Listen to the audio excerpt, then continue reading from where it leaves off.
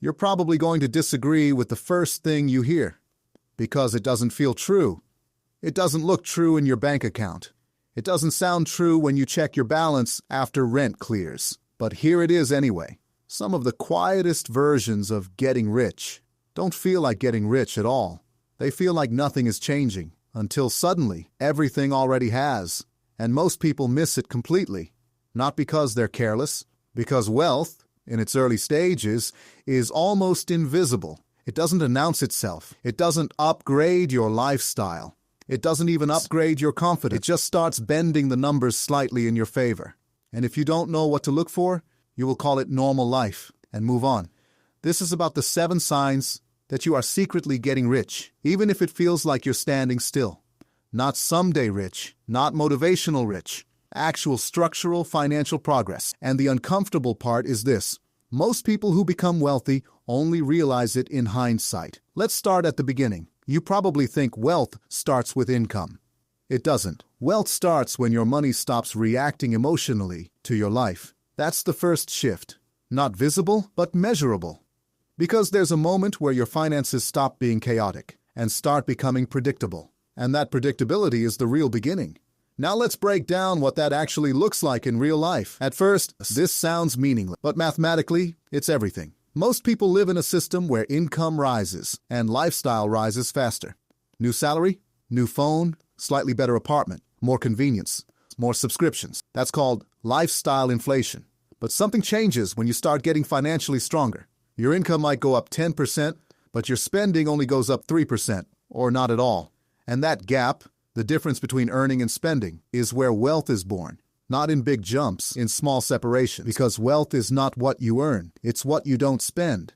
And when this gap starts widening without effort, you are already exiting the survival economy without noticing. Most people never see this sign because they confuse spending stability with stagnation. They think nothing is changing, but in reality, something critical is happening. You are starting to outgrow your own consumption habits, and that is rare.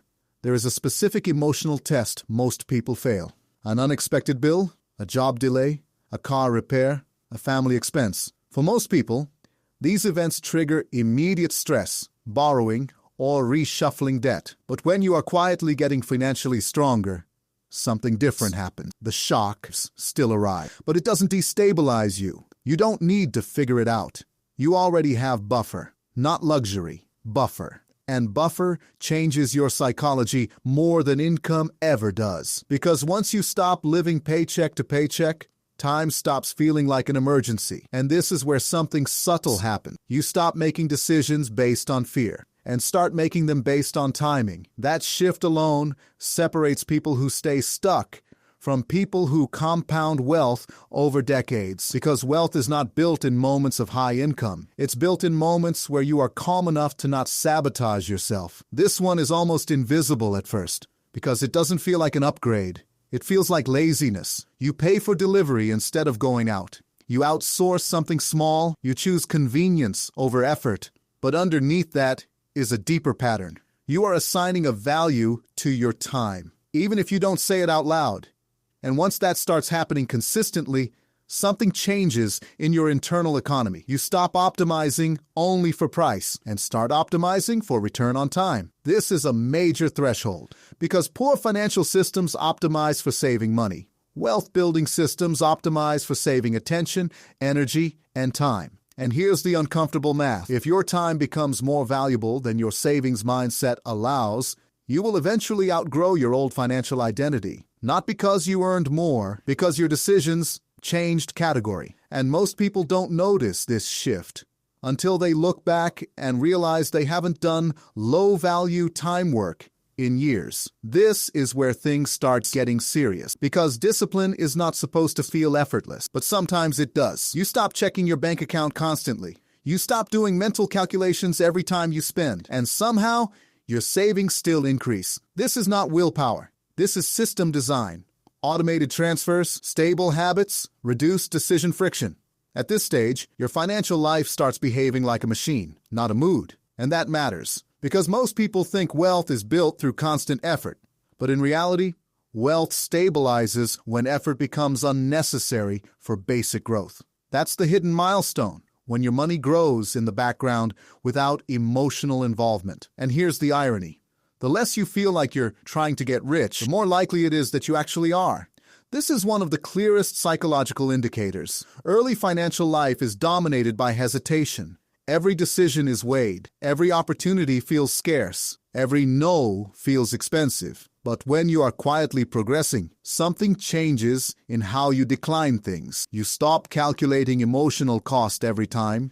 You just know what doesn't fit your direction. Not because you're wealthy, because your priorities have started organizing themselves. And this is critical, because wealth is not just accumulation. It is filtration, the ability to reject friction, distraction, and low-return commitments without emotional strain. And people around you might not notice this shift immediately, but internally, it's massive, because it means your decisions are no longer driven by scarcity logic. They are driven by structure, and structure is what compounds. At a certain point, something strange happens. You stop reacting strongly to luxury signals, cars, watches, clothes, social media displays, not because you are above it, but because you understand it better. You start recognizing the difference between stored wealth and displayed wealth, and that awareness changes your emotional response, because visible wealth is often consumption. Invisible wealth is ownership, time, freedom, and liquidity. And once you see that gap clearly, you cannot unsee it. This is why people quietly building wealth often look unimpressed, not cynical, just less easily influenced. And that matters more than most financial advice ever tells you. Because being less influenced by consumption culture is, in itself, a form of financial protection.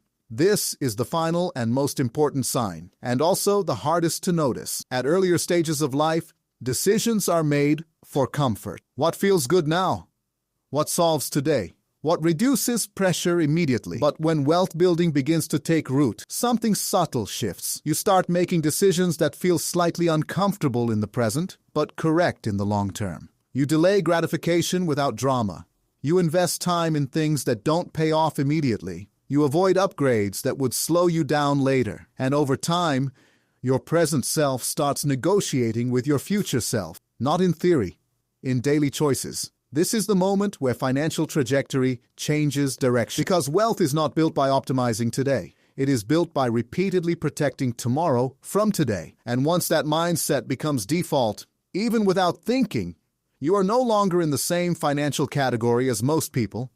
Now step back for a second. None of these signs feel dramatic. That's the point. There is no moment where a bell rings and says, "You are now becoming wealthy." Instead, there is a slow replacement of reactions. Fear becomes stability. Impulse becomes structure. Spending becomes intentional. And slowly, almost unfairly, your financial life stops behaving like randomness and starts behaving like direction. But here's the uncomfortable part no one likes to say out loud.